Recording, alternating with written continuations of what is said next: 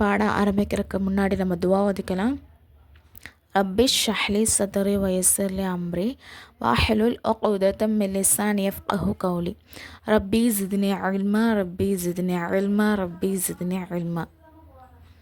வாங்க பாடத்துக்குள்ளே போகலாம். நம்ம ஃபஸ்ட்டு புள்ளிகள் பார்த்துட்டோம், தஹஜ்ஜி எழுத்துக்கள் பார்த்துட்டோம். இப்போ பாடம் ஃபஸ்ட்டில் நம்ம என்ன பார்க்க போகிறோன்னா, எழுத்துக்கள் இணையும் விதம். அதாவது ஒரு லெட்டர் இன்னொரு லெட்டரோட ஜாயின் பண்ணுற ரூல்ஸை தான் பார்க்க போகிறோம். அப்போ எதோட எந்த லெட்டர் ஜாயிண்ட் ஆனான்னு தெரிஞ்சால் தான் நமக்கு என்ன பண்ண முடியும், ஒரு சென்டென்ஸாக நம்மளால் எழுத முடியும். சரிங்களா? இப்போது அதுக்கு முன்னாடி ஒரு இது பார்த்துக்கலாம். எப்படின்னா அலிஃப், தால், தால், ரா, ஜா, வாவ். சரிங்களா? இந்த 6 லெட்டரும் தன்னோட எந்த லெட்டருமே சேர்த்துக்கிறாது. சரிங்களா? தனிமையாக தான் இருக்கும். ஆனால் மற்ற லெட்டர் இதை சேர்த்துக்கிறோம். சரிங்களா? எந்த லெட்டரோடையும் அதாவது தன்னுடன் இணைத்து கொள்ளாத எழுத்துக்கள் இது அலிஃப், தால், தால், ரா, ஜா, வாவ். சரிங்களா? இதுக்கு நம்ம உதாரணம் பார்க்கலாம். செகண்ட் பாடத்தில் நம்ம வந்தோம் அப்படின்னு சொன்னால் இணைந்த எழுத்துக்களின் பயிற்சி கொடுத்துருக்காங்க. சரிங்களா? இது என்னது? அலிஃப் 3 விதமாக வருது. இது சிங்கிளாக இருக்கும்போது வரும். இது லாம் அலிஃப்னு சொல்லும் போது அந்த லாமுக்கு இடையில வரும்ல, அந்த லாம் அலிஃபு. அதுக்கப்புறம் இது லாஸ்ட்டாக இன்னொரு எழுத்தோட லாஸ்ட்டாக இணைஞ்சு வரும்போது இந்த அலிஃப். சரிங்களா? 3 விதமாக நம்மளுக்கு சொல்லியிருக்காங்க. இப்போ அப்புன்னு இதை வச்சுக்கலாம். அப் அப்படி எழுதும் போது இந்த அலிஃப் இந்த பாவோட இணையாது. இணைஞ்சிச்சின்னா என்ன ஆயிரும்? லாம் மாதிரி லப்புன்னு மாதிரி மாறிடும். இணைக்கக்கூடாது, இணையாது. சரிங்களா? அப்போ அலிஃப் பா.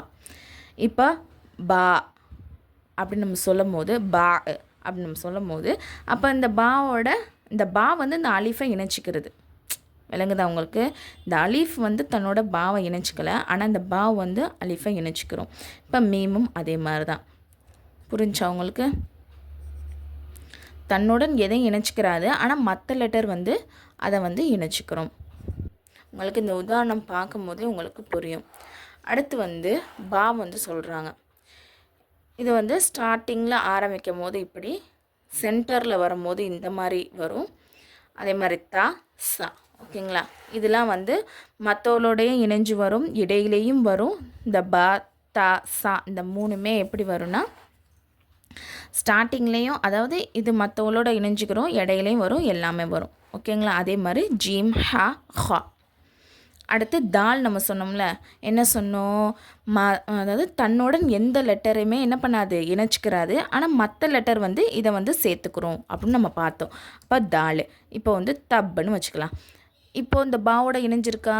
இணையாது. சரிங்களா? இணையவும் செய்யாது, இணையவும் கூடாது. சரிங்களா? இப்போ இந்த பா, பத்து. சரிங்களா? இந்த பா என்ன பண்ணுது? இந்த தாலை இணைச்சிக்கிறது. இப்போ சென்டரில் வரும்போது என்ன பண்ணிடக்கூடாது? இந்த தாலை நூனோட ஜாயின் பண்ணிடக்கூடாது, தனித்தனியாக தான் வரணும். நம்ம போய் என்ன பண்ணிடக்கூடாது, இப்படி ஜாயின் பண்ணி எழுதிடக்கூடாது. இப்படி தான் பா, தால், நூன் தனித்தனியாக தான் இந்த தாலை விட்டுறணும். ஏன்னா இந்த தால் தன்னுடன் எதையும் இணைச்சிக்கிறாது. ஓகேங்களா? அதே மாதிரி தான் மற்ற லெட்டரும். அதே மாதிரி இன்னொன்று என்ன சொன்னோம்? ரா சொன்னோமா? அதே மாதிரி தான் ராவும் என்ன பண்ணாது, தன்னுடன் எந்த எழுத்தையும் இணைச்சிக்கிறாது. சரிங்களா? எந்த லெட்டரையும் இணைச்சிக்கிறாது. இப்போ ராவ சீனோடு எழுதினோம்னா அது என்ன வார்த்தை? லாமா.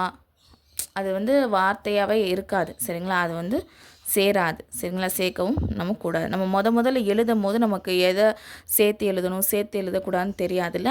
அதுக்காண்டி தான் இந்த பாடங்கள் நமக்கு கொடுத்துருக்காங்க. இதை கவனமாக உங்களுக்கு ஈஸியாக புரியறதுக்காண்டி தான் நான் முன்னாடியே நான் உங்களுக்கு எழுதினேன். அதாவது இந்த 6 லெட்டரும் தன்னுடன் எதையும் இணைச்சிக்கிறாது. சரிங்களா? ஆனால் மற்ற லெட்டர் இதை இணைச்சிக்கிறோம்.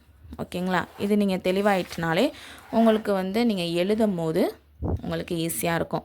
இந்த ஷீன், ஷீன், ஸ்வாது, லாது இதெல்லாம் ஒரு பிரச்சனை இல்லை. ஜாயிண்டடாக எழுதும் போதும் நம்ம ஈஸியாக எழுதிக்கலாம். அடுத்து துவா, தா அதே மாதிரி தான். அடுத்து நம்ம என்ன லெட்டர் இணையாதுன்னு சொன்னோம்? அதாவது என்னென்ன பார்த்துட்டோம்? அலிஃப் பார்த்துட்டோம். அதாவது தன்னுடன் இணைத்து கொள்ளாத எழுத்துக்கள் அலிஃப் பார்த்துட்டோம், தால், ஜால் பார்த்துட்டோம், ரா, ஜா பார்த்துட்டோம். 5 லெட்டர் பார்த்துட்டோமா? இன்னும் ஒன்று என்னது? வாவ். சரிங்களா? இந்த வாவும் என்ன செய்யாது, தன்னுடன் மற்ற எழுத்துக்களை வந்து சேர்க்காது. இப்போ சவ்வுன்னு வச்சுக்குவோம். இப்போ சவுன்னு எழுதும் போது இந்த சீன் வந்து என்ன பண்ணுது, இந்த வாவை இணைச்சிக்கிறது. அதே வஸ்ஸுன்னு இப்படி வச்சுக்கிறோம். வஸ்ஸுன்னு வச்சுக்கிட்டோம் அப்படின்னா இந்த வாவு சீனை இணைச்சிக்குதா, இணைக்காது. சரிங்களா, இணைக்கவும் கூடாது. இப்போ வந்து தவுன்னு இருக்குது பாருங்கள், இந்த தாவும் தனியாக தான் இருக்குது, வாவும் தனியாக தான் இருக்குது, சேர்க்கக்கூடாது. ஓகேங்களா. அடுத்தது அதே மாதிரி தான் மற்ற இதுவும். அடுத்தது வந்து ஹாக்கு சொல்லியிருக்காங்க. வாவுக்கு வந்து இந்த 4 உதாரணமும், இது வந்து ஹாக்குள்ளது. ஹா வந்து ஒரு பிரச்சனை இல்லை, ஸ்டார்டிங்லேயும் இணைச்சிக்கிறோம், இடையிலையும் இணைஞ்சிக்கிறோம், இறுதியிலையும் இணைஞ்சிக்கிறோம், அது பிரச்சனை கிடையாது. சரிங்களா. இதுதான் வந்து லெட்டர் வந்து இணைச்சி எழுதக்கூடிய பயிற்சியாக நம்மளுக்கு வந்து கொடுத்துருக்காங்க. எல்லாத்தையும் நீங்கள் வந்து பார்த்துக்கங்க. முஅல்லமா கோர்ஸ் இதில் வந்து ஜாயின் பண்ணி நம்ம வந்து மார்க்கத்தை பற்றி தெரிஞ்சுக்கணும் அப்படின்னு ஆர்வமுள்ள பெண்கள் மட்டும் நீங்கள் வந்து இந்த கோர்ஸில் வந்து ஜாயின் ஆகுங்க. நான் கீழே டிஸ்கிரிப்ஷனில் வந்து டெலகிராம் லிங்க், அதாவது அந்த டெலகிராம் சேனலோடைய லிங்க் வந்து கொடுக்குறேன். அதில் விருப்பம் உள்ளவங்க மட்டும் ஜாயின் பண்ணிக்கோங்க. இன்னும் டீட்டெயில் வந்து நான் வந்து அந்த குரூப்லேயே கொடுத்துருக்கேன். இதை வந்து நம்ம இந்த கோர்ஸுக்கு வந்து நம்ம சர்டிஃபிகேட்டும் கொடுப்போம். இன்ஷா அல்லாஹ் விருப்பமுள்ள லேடிஸ் மட்டும் ஜாயின் பண்ணுங்கள். அஸ்ஸலாமு அலைக்கும் வரஹ்மத்துல்லாஹி வபரகாத்துஹு.